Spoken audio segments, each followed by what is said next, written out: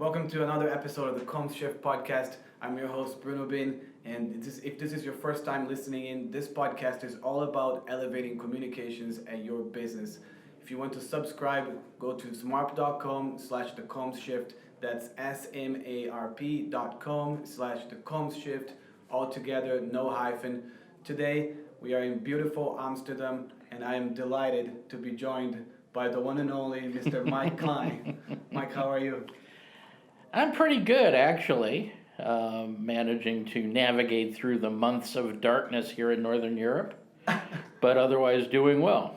Tell me about it. I don't know how much you've been to Finland around this time of the year, but it's dark by 4 p.m. And it's cold, too. It's less cold here. It's more rainy. Yeah. I understand you've been rained on how many times here in the Netherlands? 5 times in 24 hours. Got that. It's been Got wonderful. that. Got a rain jacket. Excellent. So, Mike, I guess, first of all, I am so happy to finally meet you in person. I feel like I know you. I've consumed so much of your content. We've had so many conversations, so it's nice to finally meet in person. And I really appreciate you taking the time to join the show. My pleasure. All right, so for people who haven't heard of you yet, can you give us a brief intro on your background? Sure. I'm an internal comms consultant. I'm based about an hour from here in an old university town called Delft, which is the home of a rather prominent technical university in the Netherlands. And I've been in internal comms for the last 20 years, worked with a large number of companies in a lot of different sectors, and I have a real focus on helping organizations increase the impact of their internal comms while reducing noise, friction, and cost. So I understand you have a political campaign background. Correct. I managed political campaigns in the U.S. from 1988 to 96 before coming to London to go to London Business School to get my MBA. And one of the things that I discovered while I was in business school was that there was this emerging field about communicating with employees and organizations, which was then called internal communications. And I was reading a brochure about it in our school's career center. And within a number of months, I was doing an internship on the subject for a large U.S. pharmaceutical company's UK operations. Then I worked on a master's thesis looking at internal comms in top UK companies, and then ended up getting a job with the company that had put the brochure out. So is that a little bit how you That was switch? my 18-month transition from being a business student at London Business School to being an internal communication consultant. It's interesting because I can sense a lot of that of your background, political campaign background in your work in IC, if that makes sense. Sure. You talk a lot about how most people kind of fall into IC by accident, at least back in the day.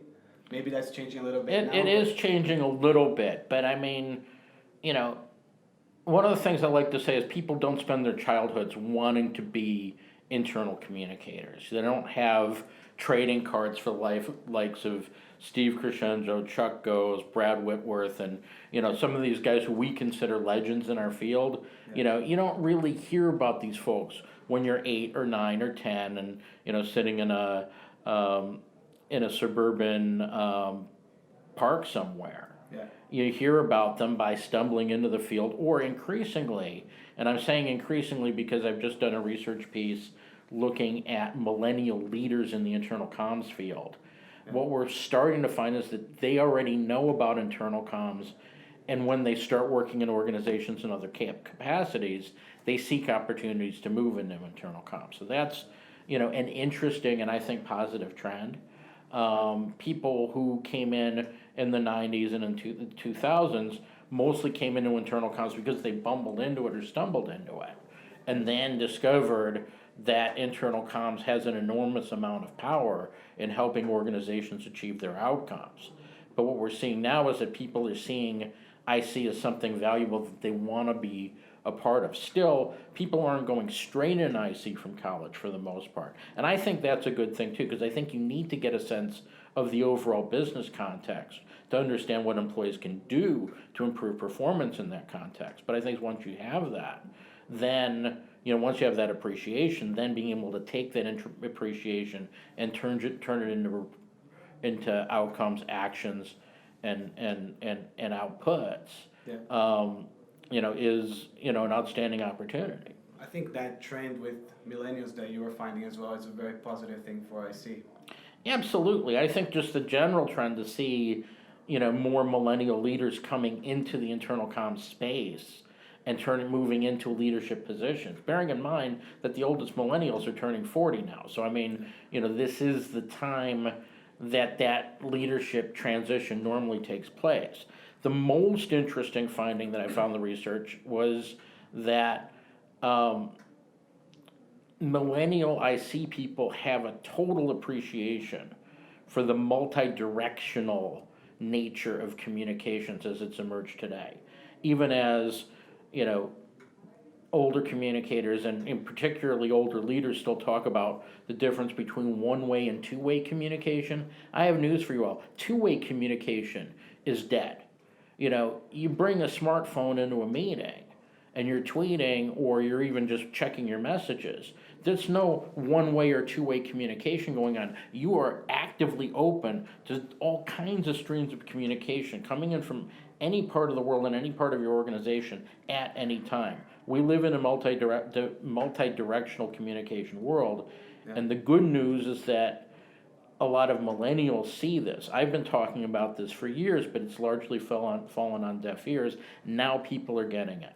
I mean, I think millennials in many ways have grown up with that kind of technology. Exactly. Just overall expectation, right? And then it's a weird thing because we talk about that a lot. You walk into the office door in the morning and you're back to the 90s and you have email and the intranet and, meanwhile you have your phone where like the way brands are interacting with you, it's in a total different level, right?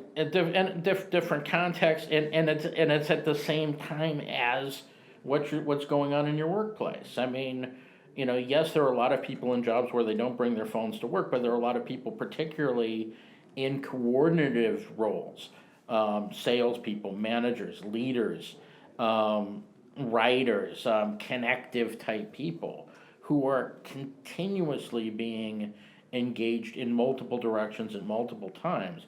And that's also the speed at which communications moves in organizations, and the extent to which informal communication is moving more and more faster than formal communication in an organization as well.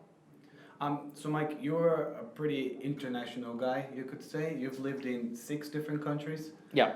And you're beating me on that. I've lived in 4 Okay. right now, so I'm trying But to you're catch up. younger, so you can catch up. I can catch up, but I think that gives you some perspective, just being exposed to different cultures and ways of living. What are the biggest differences that you've noticed in the context of IC from that experience of living in so many different countries and cultures? Well, I think the biggest difference is the nature of the employee-employer relationship as it exists in each different society. I worked in the U.S. extensively, and in the U.S. you have a hire and fire culture, and basically the attitude historically has been, we pay your salary, we own you for the 40 plus hours a week that you're supposed to be working for us. That's very different from, say, Germany, where the Works Council, which is really a body of elected worker representatives, can veto major organizational decisions. In Britain, there's a mix of the two cultures, but there's still the underlying belief that employees need to be consulted as decisions get taken. That drives the culture and the tone and the value of internal communications. And in particularly the UK is important because so much of the thought leadership and so many of the top internal communications folks are based in London, largely because London is like the one city in the world that has every single industry represented, so that you can have an entire IC career moving across different sectors, different cultures, different ownership structures, and still not even leave your house, at least not have to move for that. Yeah. And so, the nature of organizational culture, national culture, language is also an issue. I've only worked in English, I only speak English, But the nature of English is very different in the US, the UK, and say the Netherlands, where everybody speaks English wonderfully, but the written English has a very different tone and quality than what it does in a Native American or a Native British context. Yeah, of course. So we recently did a webinar with you and Jason Anthony Yeah, and Priya Bates. correct. It was the cons debate, and you said something that kind of stood out to me. You said that proving ROI of IC is like going to the beach with a metal detector after a concert looking for coins. Right, and I say that from two different perspectives. On the one hand, it's the ROI calculation itself. I don't have an issue with proving value. I think there are more and better ways we can prove value than trying to use straight ROI calculations. But part of the challenge with ROI is that it discounts anything that isn't directly financial that can be indisputably traced to a certain act or incident. So I like to use the statement, combing the beach with a metal detector for coins after a concert, because what you're really saying is only the value of those coins is going to be added against the internal comms account, not necessarily the value of the concert itself, the value of the interactions that took place at the concert, the value of the messages that were transferred, the actions that were taken as a result of people hearing those messages and interacting with other people who agreed with those messages, all of which took place at the concert. You are ascribing the only value to that event, the tiny fraction that could be directly detected through a particular measurement activity. And so that's why, I'm not saying we should get rid of ROI, but we should use ROI against other approaches that actually measure the impact of what was done, rather than just simply a direct financial relationship between action and result. Yeah, I love that analogy. I mean, it makes so much sense. It's interesting because when we were having this conversation earlier, I was asking you about this, and like my interpretation of it was slightly different from the way you explained when you were kind of going deeper into it. So it was nice to get both of those perspectives, because to me I only thought of the idea of, okay, I guess he means you're scraping for coins and trying to put something together. But you actually also refer to the fact that, hey, there was a concert last night and it was really successful, and we can't see that now. Exactly.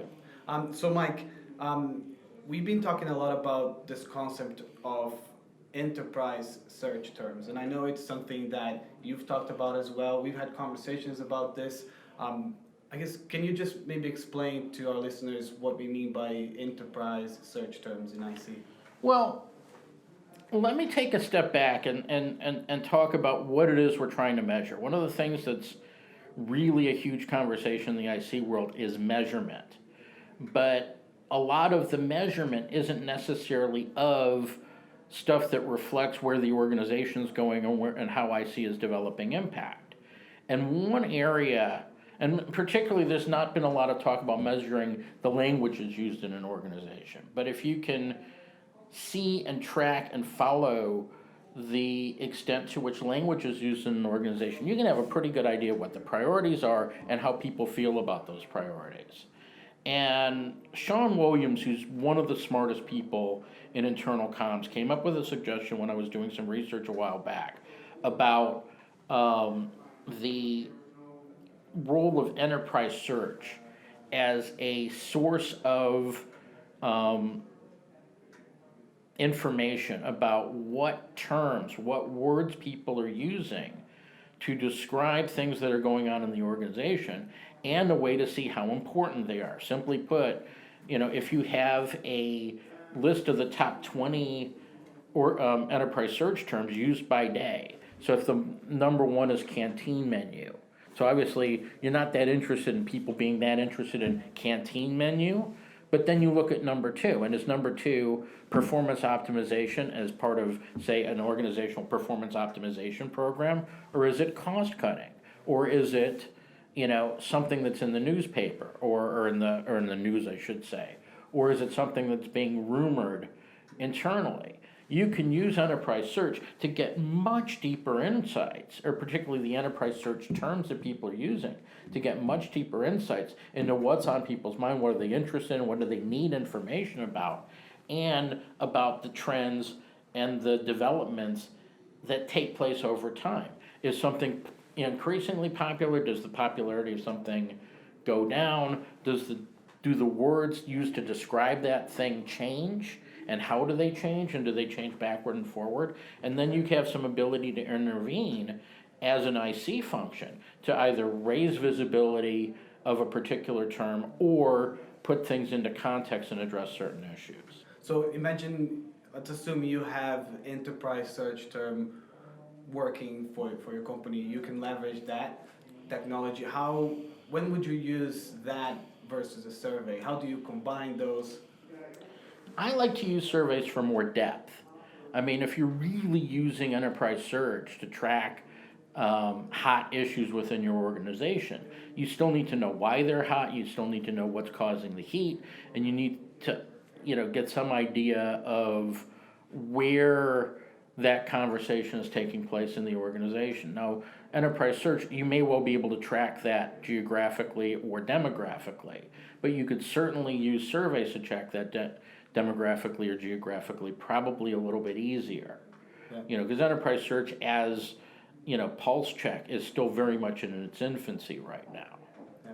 So Mike, I've also heard you talk before about this idea that 3% of people drive 90% of the conversations. Can you expand on that a little bit? Sure. This is a figure that comes out of my relationship with a company in Copenhagen called Innovisor, which is the market leader in organizational network analysis. And organizational network analysis really takes research about who connects with whom on various topics in an organization and distills that into something that looks like an airline route map. And it's like, if you're familiar with, say, a U.S. airline route map, you see, there's flights that go to 270 different cities, but 11 cities get all the connections. Organizations are the same way. You may have 90,000 people in an organization, but 3% of the people almost invariably are going to be driving 90% of the conversations within that organization. And once you find out who those people are and how you find out how they map onto each other and how they map onto geography in the organization and how they map onto other demographic factors, you can then retool your entire approach to communication to be, drive much more through the word of mouth conversation. Give these people the details and data that they need to be effective communicators, whether they're necessarily on your side or not, rather than inundating people with too much email, too detailed newsletters on the one hand, or dumbing down everything so that everything's simple even though nobody's getting the information they need. Would you call them influencers? I would call them key influencers. Yeah.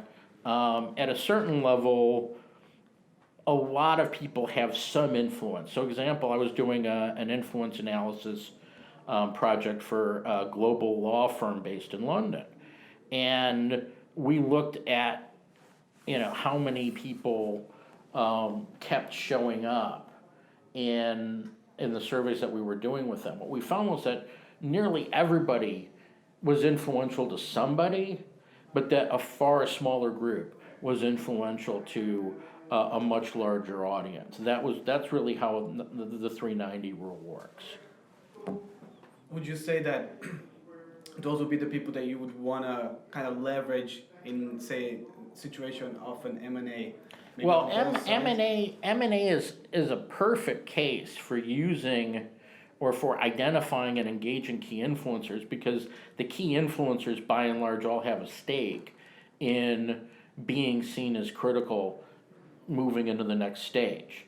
So say, for instance, you've got two companies of 10,000 people. The top 300 key influencers in each are, a much more manageable group than 20,000. 600 is much more manageable than 20,000. Second is, if you bring these two groups of people together, there will be some natural connection in terms of their professional interests, perhaps their personal interests, perhaps their national interests, particularly in a global organization, people from different countries will pair off with each other, and you will informally start to build a common culture through these folks that could then be spread out much more effectively, rather than what often happens is that, one company takes over, decides to have its culture dominate, and then there's all this collateral and branding, or you create some kind of arbitrary hybrid brand between the two. And at the same time, you can also begin to do that, but know that you're actually creating some personal ties. The incentive for the participants is that once they're identified as critical, neither side, or particularly the acquirer, doesn't really have a lot of incentive to get rid of people who are absolutely critical to their organization. They'll probably be the most likely people to survive. And that's why, this is the one case where it may make sense for most key influencers to be public and to be publicly positive. Yeah. In other influence cases, you don't necessarily want to out all of your influencers, because part of the reason why people have credibility is because they're a bit critical, or at least a bit skeptical. So Mike, let's talk about Iceland. Yes. I know you have a very close personal connection to Iceland. Absolutely. So I believe over the years you've learned to, I guess, understand the culture better. You've visited the country, but you weren't there just visiting. You were also doing some research. Correct. I mean, I just had my 6th visit to Iceland this past summer, and in addition to driving around the ring road, one of the things that I was doing there was looking at, is there something that I can learn about internal and external communication here that would be more broadly applicable? And what I was thinking is that Iceland's population of 350,000 is comparable to one of the world's larger multinationals. And also the fact that Iceland is physically isolated, I figured kind of the dynamics of communication would be perhaps a little bit more reminiscent of an internal communication scene than they are in, certainly one of the larger countries in the English-speaking world. And what I found was something actually somewhat different, which is that there was a very clear distinction between internal and external comms there. You have a number of, reasonably large companies with 1,000, 1,500 people. But in a city which has half the population, say 200,000 people, what goes on in those companies is extremely interesting, and word travels fast. So what a lot of communicators were doing, or at least one communicator in particular, was using internal messages, announcements, as a means of driving external press, because they knew that everything that they sent internally was getting leaked to one of the 4 national newspapers that you have in this country of 350,000 people. Yeah. And what they realized was that there was a very fast and synergistic relationship between internal and external comms, where internal folks were actively using external communications channels for internal purposes, and where external comms was also influential on an internal basis as well. I mean, you have people who were simply trying to get some limelight, who were saying things about certain companies, where the external press was covering it, and then the internal communication was having to deal with damage control. And this is all internal, external convergence stuff that we're talking about in the English-speaking world right now, in the general business world. But it's actually happening much more quickly and much more dynamically in Iceland because of the nature of its geography and its demography. I mean, the other thing that's really interesting about Iceland is the relationship with language, where you have a population that speaks English nearly perfectly, but has an extremely intricate native language called Icelandic, naturally, which is spoken really only by the 350,000 people who live there. And the use of English in business versus the use of Icelandic in business was also very different from what I've seen in, say, Western Europe, for instance, where, you were using, there were even international businesses using Icelandic to an extent that's not the case in Western European countries where English is the norm. Yeah, I can definitely relate to the languages challenge living in Finland myself. Right. I can see some parallels on that. So you had your wedding in Iceland, Yes. and I saw an article you wrote that I absolutely loved, where you basically drew a parallel between your wedding and a merger, Yeah. and you kind of talked about some of the commonalities that you found. Well, really, what that article was a case for was for organizations to do a better job of bringing people together earlier in the merger and acquisition process, because you have, you know, you know, two colored people. You've got red people and blue people. People from company A, people from company B. But there's actually a lot of similarities and commonalities that you can accelerate the process of integrating by simply letting them happen rather than moving to overly restricted, overly formal, or overly legalistic ways of making and allowing people to interact with each other. Yeah. And you can reduce the sectarianism, the tribalism. You can also address, you can make it easy for the people in various tribes from both different groups to connect with each other, which could accelerate the overall connectivity.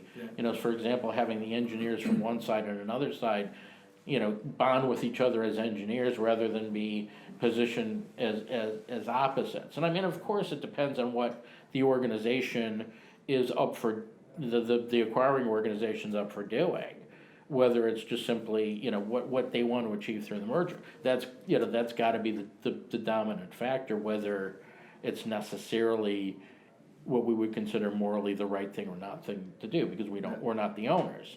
But there are ways to integrate organizations more harmoniously by allowing people to communicate and connect freely, as they did at our wedding. We had we had an Icelandic tribe, and we had kind of a hybrid non-Icelandic tribe, and it was really magical the way the two groups of people interacted and have continued to interact since the wedding. And that was because we created a great environment, and an inclusive environment, where neither side was necessarily given preference over the other. Everybody was a full participant. I honestly, I love meeting people who are truly passionate about what they do, and to be that article kind of gave that away about yourself. I thought it was really good. So I've heard you talk a little bit before about your experience working with the merger and acquisition of Go Airlines by easyJet. Correct. And what I'm getting at is that you mentioned that COO, who then became COO at easyJet, was one of the best business partners I see that you've worked with. He was fantastic, guy by the name of Ed Winter. Yeah, what was it that made that relationship work so well? Well, I think it was because he, and to a large extent the members of the leadership team, particularly the Go leaders coming into easyJet, realized what value an effective approach to internal comms could do to particularly increase the confidence of the acquired Go staff in the direction that they were moving in as part of easyJet. And it was an extremely challenging political situation between the two, largely because Go had been developed as the antidote for easyJet by British Airways, and ultimately British Airways decided not to proceed with them. They sold them off, and then the private equity company that owned them sold them off to easyJet. But there is, a deep DNA of oppositionality to easyJet that we all had to neutralize. And, we did a number of things, such as, depending on whether the news was favorable from an easyJet perspective or a Go perspective, choosing the right voice, choosing the right representative, choosing the right tone, so that the decisions were being relayed in an appropriate and a respectful sort of way. And, the other side of it was that even though there was a bit of skepticism by using a print newsletter in what was then still a paperless airline,